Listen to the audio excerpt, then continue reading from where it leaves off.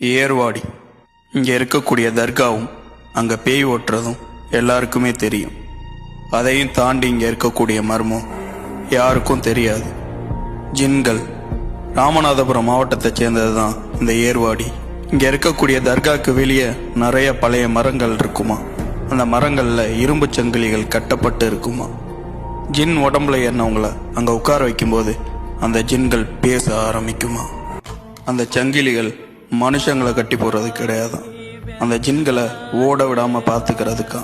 இந்த ஏர்வாடி பகுதிகளில் இரவு நேரத்தில் நீங்கள் தனியாக போகும்போது உங்களுக்கு பின்னாடி ஏதோ ஒரு உருவம் வருமா. உங்கள் காது பக்கத்தில் அத்தர் வாசனை வந்துச்சுன்னா உங்கள் பின்னாடியே ஒரு ஜின் நின்று உங்களை ரசிச்சுக்கிட்டு இருக்கதா அர்த்தம். அதையும் தாண்டி நீங்கள் தனியாக போகும்போது உங்கள் பேரை சொல்லி யாரோ உங்களுக்கு பின்னாடி இருந்து கூப்பிடுவாங்களாம். திரும்பி பார்த்தா அங்கே யாருமே இருக்க மாட்டாங்களாம். இந்த ஜின்கள் மனித உருவம் எடுக்கிற அளவுக்கு சக்தி கொண்டதான். இந்த ஏர்வாடி கடலோர பகுதிகளில் இரவு 2 மணிக்கு மேலே தீப்பிழம்பு மிதந்து கடற்கரையை நோக்கி வருமா.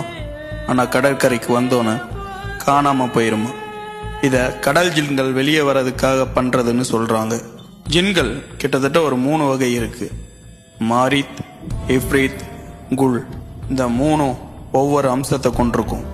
மாரித் இதுதான் கடலுக்குள்ளே இருக்கக்கூடிய ரொம்ப சக்தி வாய்ந்த ஜின்னுன்னு சொல்கிறாங்க. இஃப்ரீத் இது ரொம்ப கோவக்கார ஜின்னா, நெருப்புலேருந்து உருவானதா சொல்கிறாங்க. குல் மனுஷங்க நடமாட்டம் இல்லாத இடத்துல பாலடைஞ்ச பழைய இடத்துல தான் இது இருக்குமா. மனுஷங்களை இதுக்கு ரொம்ப பிடிக்குமா. நான் ஜின்னை பற்றி பேசலான்னு முடிவு பண்ணி தேடும்போது நிறைய இன்ட்ரெஸ்டிங்கான நியூஸ்லாம் கிடைச்சிருக்கு.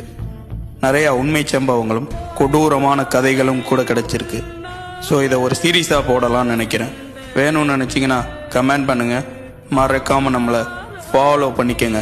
அண்டு சேம் டைம் நம்ம வீடியோவை இப்போ நீங்கள் ஒரு இருட்டு ரூம்லேருந்து தனியாக பார்த்துக்கிட்டு இருந்தீங்கன்னா உங்கள் பின்னாடி ஒரு ஜின்னு உங்களோட சேர்ந்து நம்ம வீடியோ பார்க்குறதுக்கான வாய்ப்புகள் இருக்குது.